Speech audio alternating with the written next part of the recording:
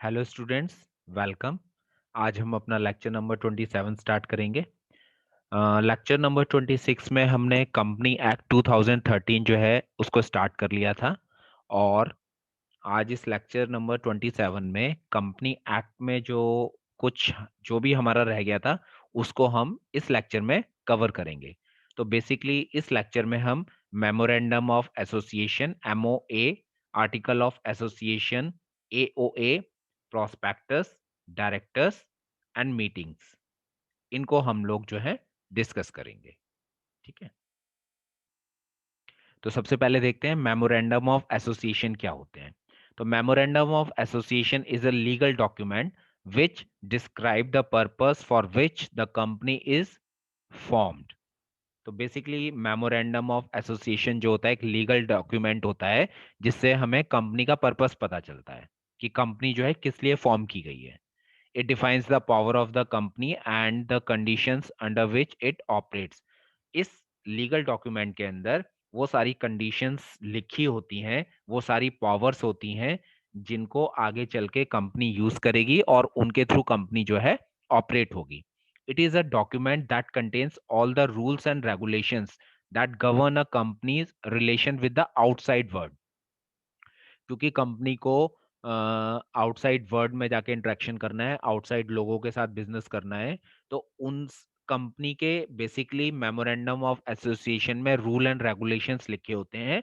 और वो rule and regulations जो होते हैं कंपनी आउटसाइड वर्ल्ड से कॉन्ट्रैक्ट करने के लिए या उनसे कांटेक्ट करने के लिए, उनसे बिजनेस करने के लिए यूज करती है। ठीक है, तो कोई भी कंपनी जो है जब नई कंपनी बनेगी तो उसके लिए मैंडेटरी है, कंपलसरी है कि उसको मेमोरेंडम ऑफ एसोसिएशन जो है वो फॉर्म करने होंगे, वो डॉक्यूमेंट बनाना होगा, which defines the scope of its operation. Once prepared, the company cannot operate beyond the scope of the document. जब एक बार ये मेमोरेंडम ऑफ एसोसिएशन कंपनी बना लेती है तो इसमें जो भी लिखा होगा उसी दायरे में रहते हुए कंपनी अपना काम करती है। उस दायरे के बियॉन्ड, उस स्कोप के बियॉन्ड जाके काम नहीं कर सकती। It is the foundation on which the company is made.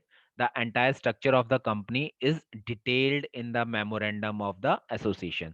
तो कंपनी का जो भी स्ट्रक्चर है ना, उसकी जो भी डिटेल्ड इंफॉर्मेशन होती है वो मेमोरेंडम ऑफ एसोसिएशन में लिखी होती है। और ये जो मेमोरेंडम होता है ये एक पब्लिक डॉक्यूमेंट होता है।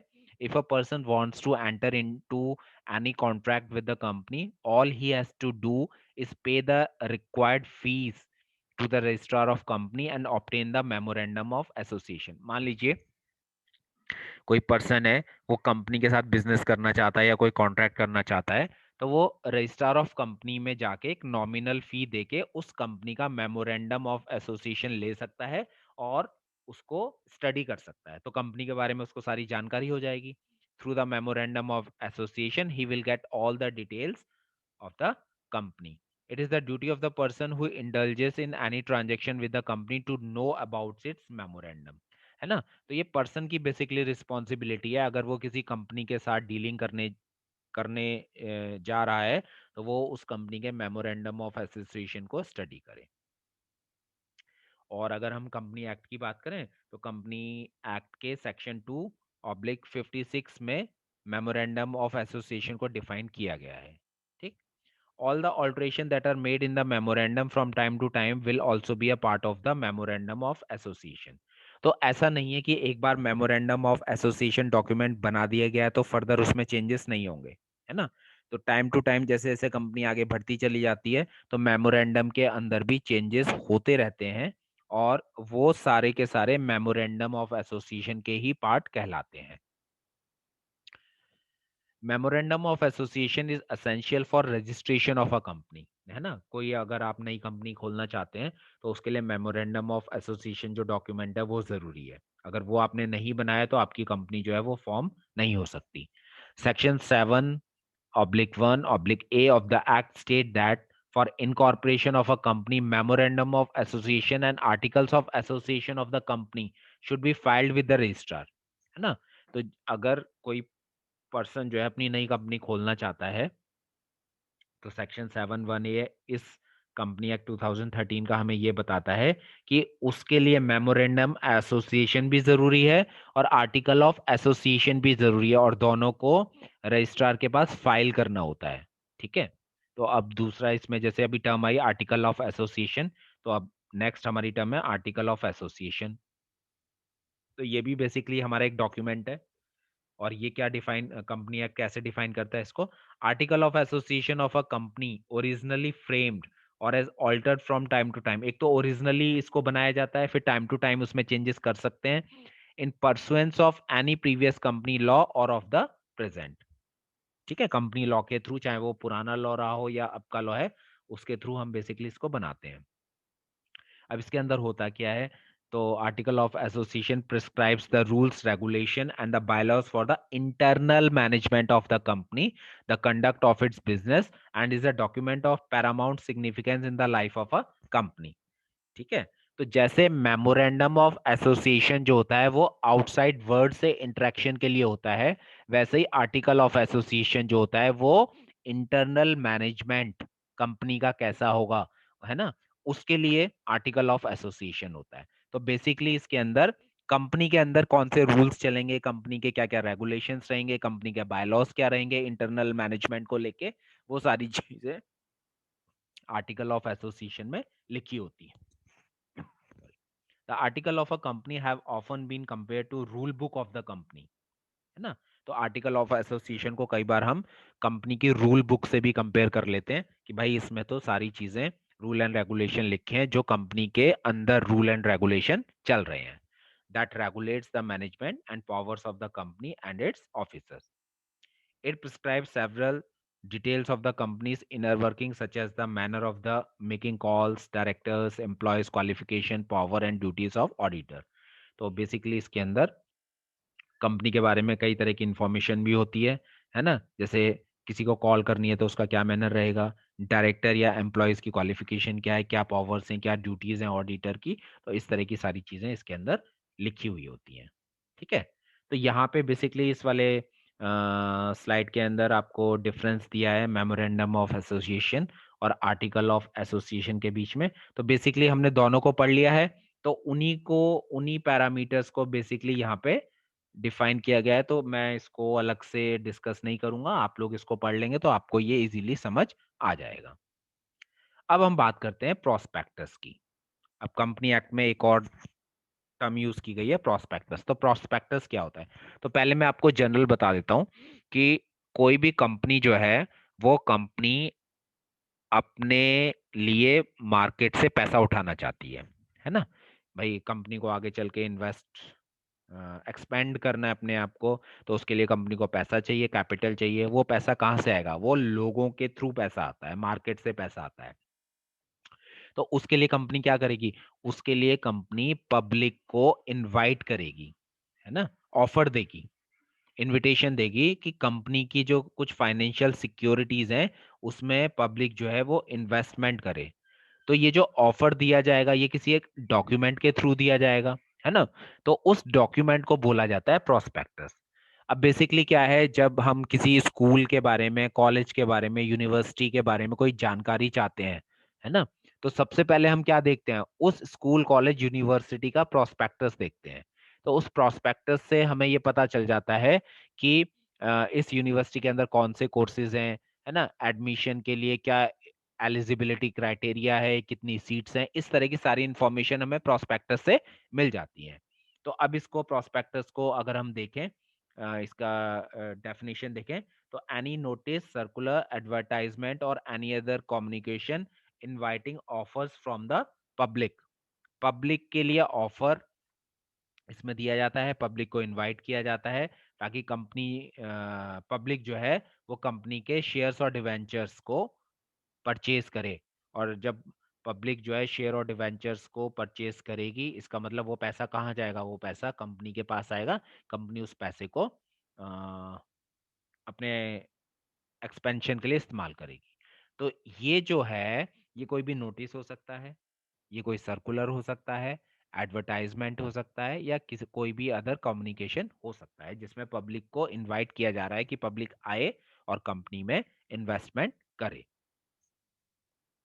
तो prospectus is released by company to inform the public and investor of the various securities that are available. अब कौन कौन सी सिक्योरिटीज अवेलेबल है इन्वेस्टमेंट के लिए, तो प्रोस्पेक्टस के थ्रू कंपनी जो है लोगों को, पब्लिक को इन्फॉर्म करती है ना। तो सिक्योरिटीज में बेसिकली आपके म्यूचुअल फंड्स हो गए, बॉन्ड्स हो गए, स्टॉक्स हो गए, है ना। इसके अलावा शेयर्स हो गए, डिवेंचर्स हो गए, या अदर फॉर्म ऑफ इन्वेस्टमेंट हो गया जो कंपनी ऑफर कर रही है। और ये जो प्रोस्पेक्टस होता है इसके अंदर कंपनी की बेसिक परफॉर्मेंस और फाइनेंशियल इंफॉर्मेशन भी लिखी हुई होती है। ठीक।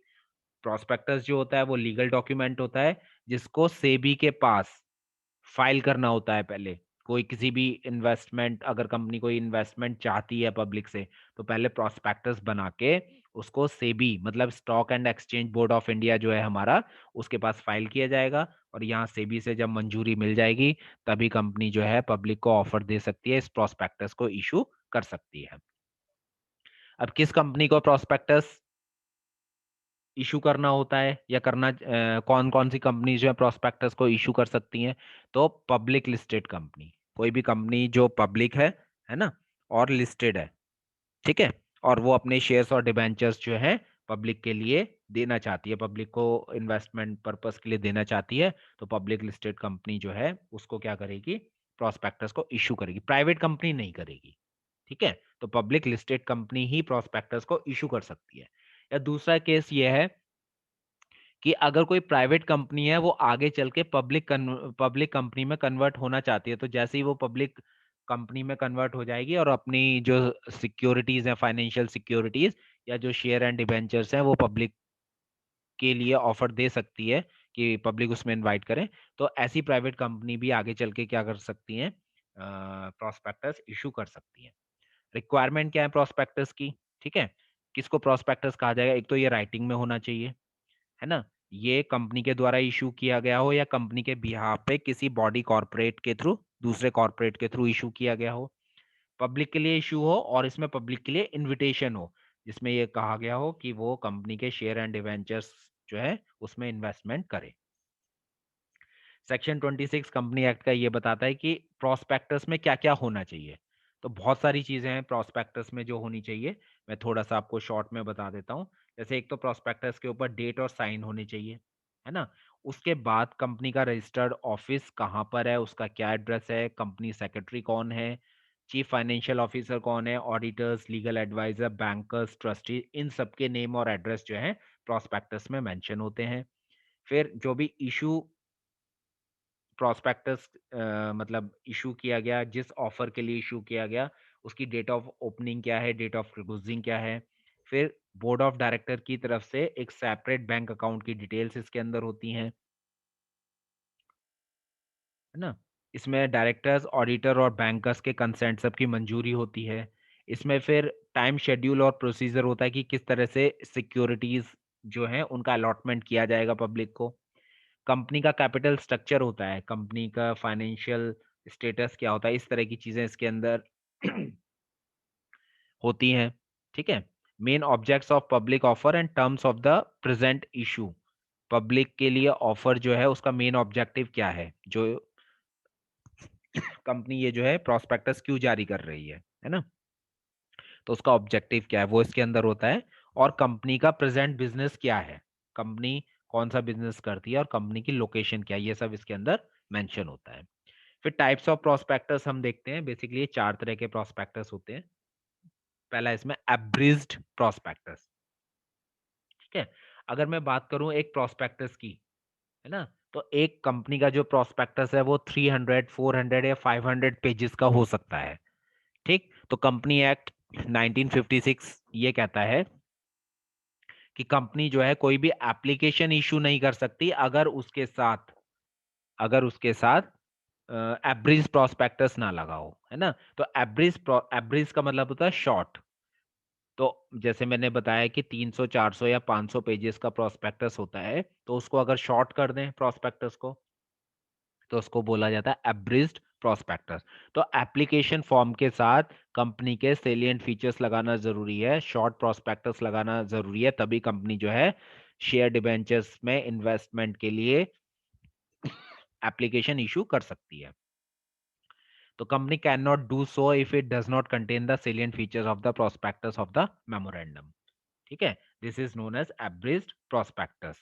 In other word, abridged prospectus is one that contain the salient features of the memorandum of the prospectus. prospectus जो 300 400 या 500 पेजेस का है, उसके salient फीचर शॉर्ट में एप्लीकेशन के साथ लगे होते हैं। इस शॉर्ट प्रोस्पेक्टस को ही abridged prospectus कहा जाता है। दूसरा रेड हियरिंग प्रोस्पेक्टस। तो रेड हियरिंग प्रोस्पेक्टस जो है प्रिलिमिनरी प्रोस्पेक्टस होता है, is a document submitted to company as a part of public offering of securities, either stocks और बॉन्ड्स, है ना। तो रेड हियरिंग प्रोस्पेक्टस बेसिकली जो है, जैसे हम एक बात करें, पब्लिक की बात करें, तो पब्लिक तो बहुत ज्यादा है, लेकिन क्या सभी लोग इन्वेस्टमेंट करते हैं कंपनी के अंदर? सब तो नहीं करते। तो कंपनी के अंदर जो पोटेंशियल इन्वेस्टर्स हैं, उनको अट्रैक्ट करने के लिए रेड हेरिंग प्रोस्पेक्टस कंपनीज जो हैं वो जारी करती हैं। ठीक। अब देखिए, जो रेड हेरिंग होती है बेसिकली ये क्या होती है, हेरिंग जो होती है एक फिश होती है ना। और इस फिश को जब हम थोड़ा सा स्मोक करते हैं, है ना, स्मोक करने का मतलब उसको बेसिकली रोस्ट करते हैं, तो वो रेड कलर की हो जाती है। ठीक है।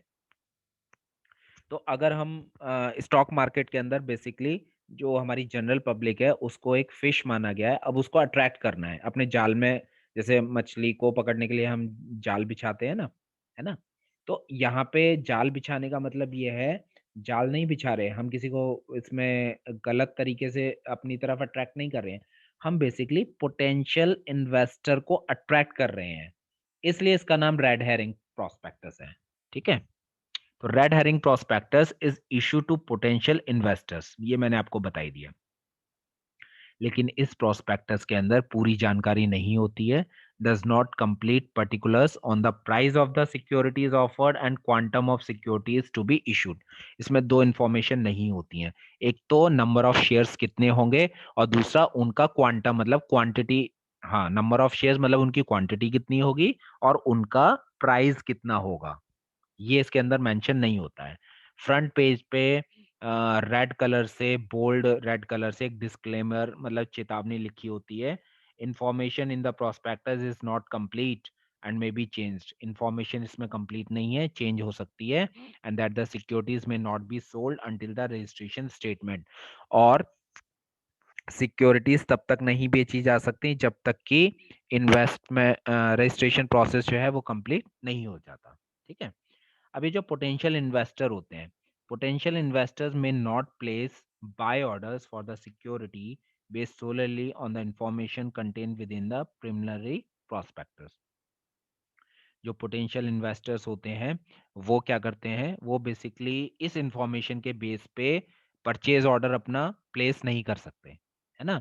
दोज इन्वेस्टर में however express an indication of interest, वो एक तरीके से इस प्रोस्पेक्टस को पढ़ के अपना इंटरेस्ट कंपनी को शो करते हैं, हाँ, कि वो कंपनी के अंदर इन्वेस्टमेंट करने के लिए तैयार है ना। इसीलिए इसमें पोटेंशियल इन्वेस्टर्स की बात की गई है कि जिनका इंटरेस्ट है ना, उन्हीं के लिए जारी किया जाता है। तो 48 आवर्स पहले जो है पब्लिक सेल के लिए होते हैं। ठीक है। In the offering provided that they have received a copy of the red herring at least 48 hours prior to the public sale. तो जो पोटेंशियल इन्वेस्टर होते हैं, ठीक है, उनको 48 आवर्स पहले ही जानकारी मिलती है और उनको ये रेड हेरिंग प्रोस्पेक्टस मिलता है। After the registration statement become effective and the stock is offered to the public, indication of interest may be converted to purchase order at the buyer's discretion. The final prospectus must then be promptly delivered to the buyer. और जब registration statement या registration complete हो जाता है, तभी जो है ये जो इन्वेस्टर्स ने इंटरेस्ट दिखाया है, अब वो किस में कन्वर्ट हो जाएगा, वो परचेज ऑर्डर में कन्वर्ट हो जाएगा, और उसके बाद उनको जो है फाइनल प्रोस्पेक्टस मिलेगा। तीसरा इसमें सेल्फ प्रोस्पेक्टस, है ना। तो सेल्फ प्रोस्पेक्टस क्या है, देखिए मैं इसको बहुत शॉर्ट में आपको बता देता हूँ कि कंपनी जो है इन्वेस्टमेंट मार्केट से लेना चाहती है और चाहती है कि पब्लिक जो है कंपनी के अंदर इन्वेस्टमेंट करे, लेकिन अब जो है कंपनी मार्केट से 3 या 4 बार साल में मतलब एक तरीके से पैसा लेना चाहती है ना, प्रोस्पेक्टस इशू करना चाहती है और इन्वेस्टमेंट अपने शेयर्स जो है बेचना चाहती है लोगों के लिए। तो क्या वो हर बार नया प्रोस्पेक्टस इशू करेगी? ठीक है, तो अब हर बार अगर प्रोस्पेक्टस इशू करेगी तो कंपनी का तो काम यही रह जाएगा कि बार बार उसको प्रोस्पेक्टस इशू करना है। तो ऐसी कंपनी जो सिक्योरिटीज एंड एक्सचेंज बोर्ड के रेगुलेशंस के थ्रू मतलब सेबी से जिन कंपनी को परमिशंस मिली है सिर्फ वही कंपनी जो है सेल्फ प्रोस्पेक्टस इशू कर सकती हैं। ठीक है, अब जैसे हम लोग रिचार्ज कराते हैं, है ना, मोबाइल रिचार्ज कराया तो उसमें एक वैलिडिटी होती है, डीटीएच रिचार्ज कराया तो उसमें एक वैलिडिटी होती है, ऐसे ही सेल्फ प्रोस्पेक्टस में वैलिडिटी होती है। ठीक है, और बेसिकली ये जो वैलिडिटी होती है 1 साल के लिए होती है। तो कंपनी क्या करती है, जिनको सेबी से परमिशन मिली हुई है वो सेल्फ प्रोस्पेक्टस को इशू कर देती हैं। अब मान लीजिए उन्होंने दिसंबर 2020 में सेल्फ प्रोस्पेक्टस जो है उसको इशू कर दिया। जनवरी में उन्होंने क्या किया, जनवरी में उन्होंने कैपिटल जो उनको लेना था मार्केट से ले लिया। अब कंपनी को फंड रेज फिर करना है 3 महीने बाद, तो कंपनी ने फिर फंड रेज कर लिया, फिर और 3 महीने बाद करना है। तो अगर उनको साल में 3 या 4 बार फंड रेज करना है तो इसमें कंपनी को सेल्फ प्रोस्पेक्टस निकालने से फायदा ये होता है कि कंपनी को एक ही बार प्रोस्पेक्टस इशू करना होता है, बार बार प्रोस्पेक्टस इशू नहीं करना होता। और सेल्फ प्रोस्पेक्टस में क्योंकि वैलिडिटी 1 साल की होती है तो 1 साल के अंदर कंपनी कितनी बार भी जो है फंड रेज कर सकती है। ठीक, अब इसमें एक और हम टर्म यूज करते हैं, इंफॉर्मेशन मेमोरेंडम। अब मान लीजिए कंपनी ने दिसंबर 2020 में जो है सेल्फ प्रोस्पेक्टस इशू किया है। अब आगे चल के फरवरी या मार्च में जो है कंपनी के अंदर कुछ चेंजेस आ जाते हैं, डायरेक्टर लेवल पे कुछ चेंजेस आ जाते हैं, कुछ फाइनेंशियल पोजीशन जो होती है कंपनी की उसके अंदर चेंजेस आ जाते हैं, है ना। तो उन चेंजेस को कंपनी को अपने इन्वेस्टर्स को और सेबी को बताना पड़ता है, रजिस्ट्रार को बताना पड़ता है। ठीक है, तो ये जो बताने का काम है, ये जो डॉक्यूमेंट, भाई जो चेंजेस आए हैं वही तो बताने हैं, नहीं तो प्रोस्पेक्टस में तो फिर नया प्रोस्पेक्टस निकालना पड़ेगा, सारी चीजें लिखनी पड़ेगी। अब कंपनी के अंदर जो चेंजेस आए हैं उनको बताने के लिए कंपनी क्या करती है, इंफॉर्मेशन मेमोरेंडम सबमिट करती है। ठीक है, डीम्ड प्रोस्पेक्टस है फोर्थ हमारा। डीम्ड प्रोस्पेक्टस बेसिकली क्या है जैसे कोई कंपनी है, वो कंपनी एक्ट के जो रूल एंड रेगुलेशन है में है उसमें नहीं पढ़ना चाहती है, वो किसी दूसरी कंपनी को अपने शेयर्स दे देती है और वो कहती है कि वो उनके बिहाफ पे क्या करे, उन शेयर्स को सेल करें, है ना, क्योंकि कंपनी जो है प्रोस्पेक्टस नहीं बनाना चाहती, है ना, अपनी रिस्पॉन्सिबिलिटी वो दूसरे को दे देती है। तो वो अपने शेयर्स का एग्रीमेंट कर लेती है दूसरी कंपनी से, है ना। दूसरी कंपनी क्या होती है, वो वो दूसरी कंपनी जो है वो कॉर्पोरेट हाउस भी हो सकता है। अब वो प्रोस्पेक्टस बनाएगी और सेबी के पास फाइल करेगी, सेबी उसको परमिशन दे देगी, तो वो कंपनी जो है प्रोस्पेक्टस इशू करेगी। लेकिन जो दूसरी कंपनी प्रोस्पेक्टस इशू कर रही है उस पे उसका नाम नहीं होगा, उस पे किसका नाम होगा, उस पे पहली वाली कंपनी का नाम होगा, क्योंकि शेयर जो है डिवेंचर्स जो है या जो भी सिक्योरिटीज है वो तो इसी कंपनी की है, पहली कंपनी की। ठीक है, तो जो दूसरी कंपनी ने प्रोस्पेक्टस जारी किया है वो प्रोस्पेक्टस पहली कंपनी का डीम्ड प्रोस्पेक्टस कहलाएगा।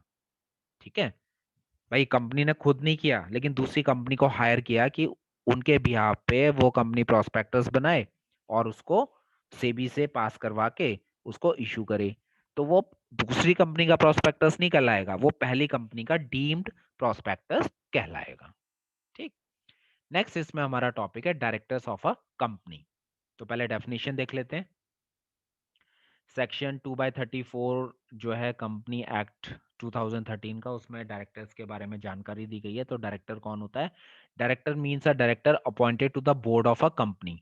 अ director is a person appointed to perform the duties and function of director of a company in accordance with the provision of the companies act. पहले मैं बोर्ड ऑफ डायरेक्टर भी बता देता हूँ फिर दोनों को एक साथ समझेंगे।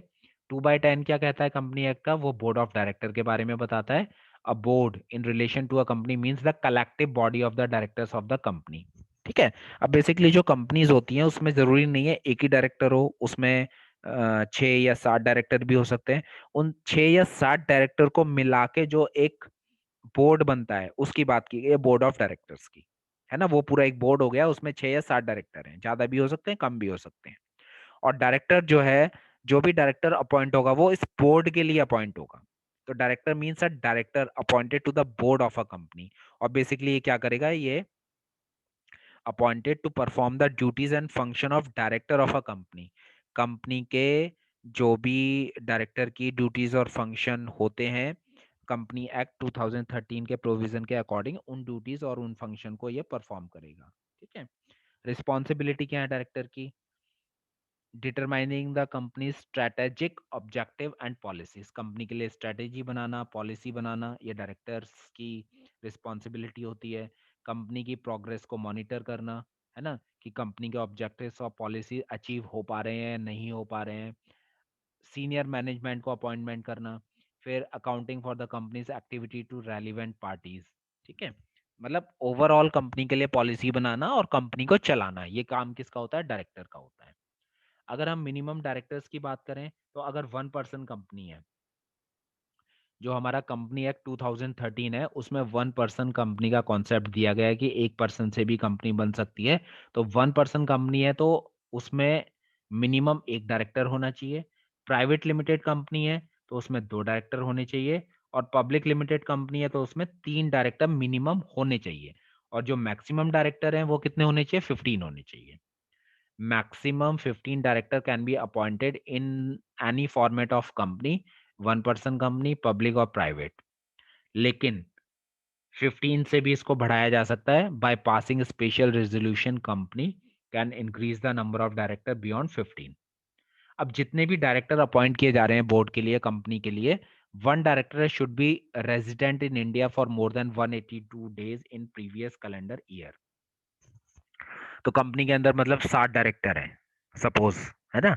तो 7 डायरेक्टर में से एक डायरेक्टर ऐसा होना चाहिए जो प्रीवियस ईयर में 182 दिन इंडिया में रहा हो। मान लीजिए अब 2020 अभी चल रहा है ना। अगर हम 2020 ईयर की बात करें, तो जिस भी हम कंपनी का एग्जांपल लें, उस कंपनी में मान लो 7 डायरेक्टर हैं, तो उसमें से एक डायरेक्टर ऐसा होना चाहिए जो 2019 में इंडिया के अंदर 182 डेज रहा हो। ओके। अब टाइप्स ऑफ डायरेक्टर की अगर हम बात करें, तो पहले इसमें residential director. Every company shall have 1 director who has stayed in India for a period of not less than 182 days. तो 182 से ज्यादा जो प्रीवियस कैलेंडर ईयर में रहेगा, उसको रेजिडेंशियल डायरेक्टर बोला जाएगा। दूसरे होते हैं independent director. Independent director in relation to the company means a director other than a managing director, whole time director or nominee director। ठीक है। बेसिकली जो मेन डायरेक्टर होते हैं उनको मैनेजिंग डायरेक्टर बोला जाता है। उनके अलावा अगर कंपनी में कोई डायरेक्टर है तो वो होते हैं independent director. Companies have which have to appoint independent director, है ना। अगर कंपनी कोई जो है इंडिपेंडेंट डायरेक्टर को अपॉइंट करना चाहती है, तो उसके लिए बेसिकली क्राइटेरिया क्या है? पब्लिक कंपनी का जो पेड अप शेयर कैपिटल है वो 10 करोड़ या उससे अधिक होना चाहिए। पब्लिक कंपनी का जो टर्नओवर है वो 100 करोड़ या उससे अधिक होना चाहिए। और public company have total outstanding loan, debenture and deposit of ₹50 crore से ऊपर होना चाहिए। अगर ये 3 कंडीशन में से एक भी कंडीशन अगर कोई कंपनी जो है फॉलो कर पा रही है ना, कोई कंडीशन को, क्राइटेरिया को फुलफिल कर पा रही है, तो वो इंडिपेंडेंट डायरेक्टर जो है अपॉइंट कर सकता है। फिर कुछ स्मॉल शेयर होल्डर डायरेक्टर्स होते हैं। लिस्टेड कंपनी में have 1 director elected by small shareholder. Shareholders के थ्रू डायरेक्टर को अपॉइंट किया जाता है, उसको बोलते हैं small shareholder director. Then women director का कॉन्सेप्ट है ना। Women director basically public company के लिए है, और ऐसी पब्लिक कंपनी जिसका पेड अप कैपिटल जो है 100 करोड़ या उससे अधिक है, टर्नओवर जो है वो 300 करोड़ या उससे अधिक है, तो उस केस में एक डायरेक्टर को रखना जरूरी है, एक वुमेन डायरेक्टर होनी जरूरी है बोर्ड ऑफ डायरेक्टर्स में। फिर एडिशनल डायरेक्टर है। Any individual can be appointed additional director by company. Company जो है किसी को भी बोर्ड ऑफ डायरेक्टर के अलावा एक एडिशनल डायरेक्टर भी रख सकती है। फिर अल्टरनेट डायरेक्टर्स। मान लीजिए कंपनी के डायरेक्टर्स कुछ हैं, कोई पर्टिकुलर डायरेक्टर है एब्सेंट है, तो उसकी एब्सेंस में कंपनी जो है ऑल्टरनेट डायरेक्टर रख सकती है। If the article confer such power on company और अ रेजोल्यूशन इज पास, तो रेजोल्यूशन पास करना पड़ेगा। और कोई डायरेक्टर है वो इंडिया से 3 महीने से ज्यादा अगर एब्सेंट रहता है तो कंपनी उसके बिहाफ पर उसकी जगह पर एक एडिशनल डायरेक्टर को अपॉइंट कर सकती है। फिर है shadow director, a person who is not appointed to the board. कोई एक पर्सन है, डायरेक्टर है, पर्सन है, लेकिन वो बोर्ड में उसका अपॉइंटमेंट नहीं हुआ है, बोर्ड ऑफ डायरेक्टर में अपॉइंटमेंट नहीं हुआ है, लेकिन उसके डायरेक्शन पे बोर्ड जो है वो काम करता है ना। जैसे एक कंपनी के अंदर बोर्ड बना हुआ है, उसमें 6 डायरेक्टर हैं और कंपनी ने एक पर्सन को अपॉइंट किया। अब वो पर्सन जिस तरह से इंस्ट्रक्ट करता है बोर्ड वैसे ही काम करता है, तो इस पर्सन को बोला जाएगा शैलो डायरेक्टर। फिर nominee director, they can be appointed by, ये भी कुछ शेयर होल्डर्स या थर्ड पार्टीज जो है वो अपॉइंट करती हैं, पब्लिक फाइनेंशियल इंस्टीट्यूशन और बैंक और बाय द सेंट्रल गवर्नमेंट। ठीक है, या तो शेयर होल्डर्स अपॉइंट करेंगे, थर्ड पार्टीज अपॉइंट करेंगी, फाइनेंशियल इंस्टीट्यूशन और बैंक्स या सेंट्रल गवर्नमेंट जो है। अगर मान लीजिए कोई मिसमैनेजमेंट हो रहा है कंपनी के अंदर, तो ये जो है नॉमिनी डायरेक्टर को अपॉइंट कर सकते हैं। फिर दो तरह के डायरेक्टर और होते हैं, executive and non executive director. Executive director जो होते हैं वो बेसिकली क्या होते हैं, होल टाइम डायरेक्टर होते हैं, है ना। वो one who devotes his whole time of working hours of the company and as a significant personal interest in the company as his source of income. या फिर वो मैनेजिंग डायरेक्टर होते हैं, है ना। मतलब जो कंपनी के साथ हमेशा जुड़े होते हैं वो एग्जीक्यूटिव डायरेक्टर होते हैं, लेकिन जो कंपनी के साथ पार्ट टाइम बेसिस पे जुड़े होते हैं और कोई ऐसा डायरेक्टर है जो 3 या 4 कंपनी के बोर्ड ऑफ डायरेक्टर्स में शामिल है, तो उसको नॉन एग्जीक्यूटिव डायरेक्टर बोला जाता है। नेक्स्ट है इसमें हमारा, इस लेक्चर में हमारा नेक्स्ट टॉपिक है मीटिंग्स। जनरल मीटिंग्स की बात हो रही है, बोर्ड ऑफ डायरेक्टर्स की मीटिंग की बात हो रही है। ठीक है, तो every company shall hold the first meeting of the board of director within 30 days of the date of its incorporation. जब भी कोई नई कंपनी बनती है, तो जब नई कंपनी का फॉर्मेशन हो जाता है, तो फर्स्ट मीटिंग कब होनी चाहिए, विद इन 30 days हो जानी चाहिए। नई कंपनी मान लो आज जैसे बनी है, आज फॉर्म हुई है, तो अगले 30 दिनों में बोर्ड ऑफ डायरेक्टर्स की पहली मीटिंग हो जानी चाहिए। और मिनिमम जो है साल में 4 मीटिंग्स होनी चाहिए, minimum number of 4 meeting of its board of director every year. ठीक है, अ meeting of the board shall be called by giving not less than 7 days notice in writing. अब ये जो बोर्ड ऑफ डायरेक्टर्स की meeting होती है, तो इसमें डायरेक्टर्स को इन्फॉर्म करना पड़ेगा भाई मीटिंग है, तो कम से कम 7 दिन का समय रखा गया है। 7 दिन से कम में मीटिंग बेसिकली नहीं बुलाई जाती है, 7 दिन का समय दिया जाता है। हर एक डायरेक्टर को उसके रजिस्टर्ड एड्रेस पे बाय पोस्ट भेजा जाएगा, है ना, या हैंड डिलीवरी की जाएगी। ठीक है, या फिर इलेक्ट्रॉनिक मीन्स के थ्रू उसको इन्फॉर्म किया जाएगा। A participation of directors in a meeting of the board may be either in person or through video conferencing or other audio visual means। अब मीटिंग के अंदर जो बेसिकली पार्टिसिपेशन है directors का, वो या तो पर्सनली हो, है ना, या फिर वो वीडियो कॉन्फ्रेंसिंग या ऑडियो विजुअल मीन्स के थ्रू भी जुड़ सकते हैं। और उस केस में क्या है, which are capable of recording and recognising the participation, मतलब जो भी पार्टिसिपेशन है उसकी वीडियो रिकॉर्डिंग की जा सकती है of the directors and of recording and storing the proceeding of such meeting along with date and time। और फिर उस रिकॉर्डिंग को डेट और टाइम के साथ उसको स्टोर किया जा सकता है। Every officer of the company whose duty is to give notice under this section and who fails to do so shall be liable to penalty of 25,000 rupees। अब देखिए, एक ऑफिसर होगा कंपनी के अंदर जो बोर्ड ऑफ डायरेक्टर्स को inform करेगा कि इस डेट में मीटिंग है। अगर वो अपनी ड्यूटी सही से फुलफिल नहीं कर पाता है, तो कंपनी एक्ट 2013 के अकॉर्डिंग उस पे जुर्माना लग सकता है, पनिशमेंट मिल सकती है और उसके ऊपर 25,000 रुपीज की पेनल्टी लग सकती है। अब मान लीजिए 1 पर्सन कंपनी है या स्मॉल कंपनी है, तो with the provision of this section at least one meeting of the board of director has been conducted in each half of a calendar year। हर 6 महीने में एक मीटिंग होना जरूरी है अगर 1 पर्सन कंपनी है, या 2 मीटिंग के बीच में 90 डेज से ज्यादा का गैप नहीं होना चाहिए। ठीक है। मीटिंग कोरम, कोरम का मतलब होता है कि मीटिंग में कितने डायरेक्टर्स प्रेजेंट हो तब मीटिंग को ऑथेंटिकेट माना जाए। ठीक, तो quorum for a meeting of the board of director of a company shall be 1/3 of its total strength और 2 डायरेक्टर्स।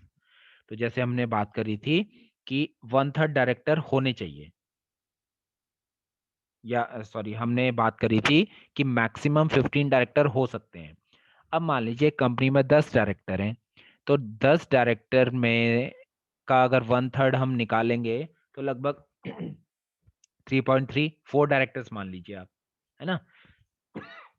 तो या तो 4 डायरेक्टर या 2 डायरेक्टर, अब कौन सा हायर है, 4 डायरेक्टर। तो उस केस में 4 डायरेक्टर का प्रेजेंट होना जरूरी है। अगर 6 एब्सेंट भी हैं तो कोई बात नहीं, मीटिंग को ऑथेंटिकेट माना जाएगा। ठीक है, तो 1/3 ऑफ इट्स टोटल स्ट्रेंथ और 2 director, whichever is higher, जो हायर है उसको माना जाएगा। तो यहाँ इस केस में जो मैंने एग्जांपल दिया, 4 मैक्सिम 4 हायर है, तो 4 डायरेक्टर प्रेजेंट होने चाहिए। And participation of the directors by video conferencing or by other audiovisual means shall also be counted for the purpose of quorum। अगर कोई डायरेक्टर है, इस केस में वीडियो कॉन्फ्रेंसिंग या ऑडियो विजुअल मीन्स के through meeting में आना चाहता है, जुड़ना चाहता है, तो उसको भी कोरम में ही काउंट किया जाएगा। ठीक है, तो यहाँ पे हमारा जनरल मीटिंग ये वाला टॉपिक भी खत्म होता है। आज का लेक्चर हम इतना ही रखेंगे। बस इसमें कंपनी एक्ट में हमारा एक टॉपिक बचा है, wind up of a company, वो हम नेक्स्ट वीडियो में डिस्कस करेंगे। तो अगर आपको ये वीडियो इंफॉर्मेटिव लग रहे हैं तो अपने फ्रेंड्स के साथ इनको जरूर शेयर करें, ताकि सब जितने भी स्टूडेंट है AKTU के अंदर या और भी जो स्टूडेंट है ऑल ओवर इंडिया के अंदर, वो बेसिकली इन टॉपिक्स का फायदा ले पाए। Thank you.